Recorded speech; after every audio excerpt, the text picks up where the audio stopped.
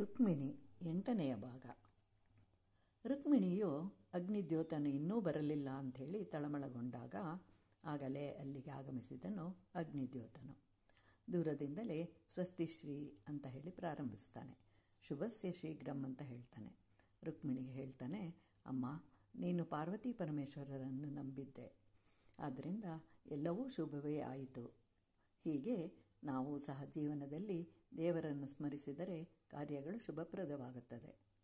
ಅಗ್ನಿದ್ಯೋತನು ಹೇಳ್ತಾನೆ ರುಕ್ಮಿಣಿಗೆ, ಅಮ್ಮ, ನಿನ್ನ ಗುಣಗಳನ್ನು ಹೇಳಿದೆ. ಶ್ರೀಕೃಷ್ಣನು ಸಂತೋಷಿಸಿದನು. ಶ್ರೀಕೃಷ್ಣನು ಬರುವನು.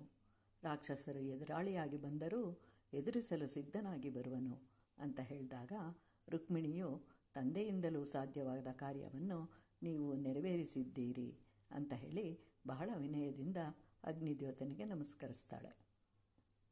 ಮಾರನೆಯ ದಿನ ರುಕ್ಮಿಣಿಯು ಗೌರಿ ಪೂಜೆಗೆ ಬರ್ತಾಳೆ. ಶ್ರೀಕೃಷ್ಣನೂ ಬರ್ತಾನೆ. ಅವನನ್ನು ಅನುಸರಿಸಿ ಬಲರಾಮನೂ ಬರ್ತಾನೆ.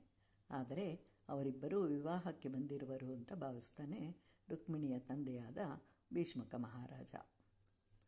ರುಕ್ಮಿಣಿಯು ಶ್ರೀಕೃಷ್ಣನೊಂದಿಗೆ ವಿವಾಹವಾಗಬೇಕು ಅಂತ ಹೇಳಿ ಗೌರಿದೇವಿಯನ್ನು ಭಕ್ತಿಯಿಂದ ಪ್ರಾರ್ಥಿಸ್ತಾಳೆ. ನಿನ್ನನ್ನು ನಂಬಿದವರನ್ನು ಕಾಪಾಡು ತಾಯಿ ಗೌರಿದೇವಿ ಅಂತ ಹೇಳಿ ಪೂಜೆ ಮುಗಿಸಿ ಹೊರಗಡೆ ಬರ್ತಾಳೆ. ಕೃಷ್ಣನನ್ನು ನೋಡ್ತಾಳೆ. ಕೃಷ್ಣನು ರುಕ್ಮಿಣಿಯನ್ನು ನೋಡ್ತಾನೆ. ಕಪ್ಪಾದ ಕೇಶರಾಶಿಯ ಮಧ್ಯೆ ಚಂದ್ರಕಾಂತಿಯಂತಿರುವ ಮುಖದಲ್ಲಿ ಬೆದರಿದ ಜಿಂಕೆಯ ಕಣ್ಣುಗಳು, ಎಳೆಯ ತುಟಿಗಳು, ಸುಂದರವಾದ ಕಂಠ, ಪದ್ಮಪಾದಗಳು, ಹೀಗೆ ಸೌಂದರ್ಯದಿಂದ ಶೋಭಿಸ್ತಾಳೆ ರುಕ್ಮಿಣಿ. ಶ್ರೀಕೃಷ್ಣನು ಚಂದ್ರಮಂಡಲದಂತೆ ಕಾಂತಿಯಿಂದ ಶೋಭಿಸ್ತಾ ಇರ್ತಾನೆ. ಕೃಷ್ಣನ ಕಣ್ಣುಗಳು ತಾವರೆಯ ಎಸಳಿನಂತೆ ವಿಶಾಲವಾಗಿತ್ತು. ತಾವರೆ ಹೂವಿಗೆ ಒಂದು ವಿಶೇಷ ಗುಣವಿದೆ. ಎಷ್ಟು ನೀರು ಹರಿದು ಬಂದರೂ ಅದಕ್ಕಿಂತಲೂ ಮೇಲೆ ಬಂದು ಅರಳುತ್ತೆ. ಹೀಗೆ ಸಂಸಾರದಲ್ಲಿಯೂ ಸಹ ಪರಿಸ್ಥಿತಿಗಳು ಎದುರಾದಾಗ ನಾವು ಅದನ್ನು ಎದುರಿಸಿ ನಿಲ್ಲಬೇಕು.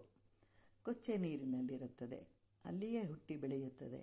ಹಾಗೆ ಯಾವುದೇ ಕುಲದಲ್ಲಿ ಜನಿಸಿದರೂ ಉತ್ತಮನಾಗಿರಬಹುದು. ತಾವರೆಯು ಲಕ್ಷ್ಮೀದೇವಿಗೆ ಆಸನವಾದಂತೆ. ಶ್ರೀಕೃಷ್ಣನು ನೀಲಿ ಮೇಘದಂತೆ ಇದ್ದರೆ ರುಕ್ಮಿಣಿಯು ಮಿಂಚಿನಂತೆ ಇದ್ದಳು. ಒಬ್ಬರಿಗೊಬ್ಬರು ಪೂರಕವಾಗಿದ್ದರು. ಇಂತಹ ಪರಮಾತ್ಮನು ರುಕ್ಮಿಣಿಯ ಬಳಿಗೆ ಬರ್ತಾನೆ.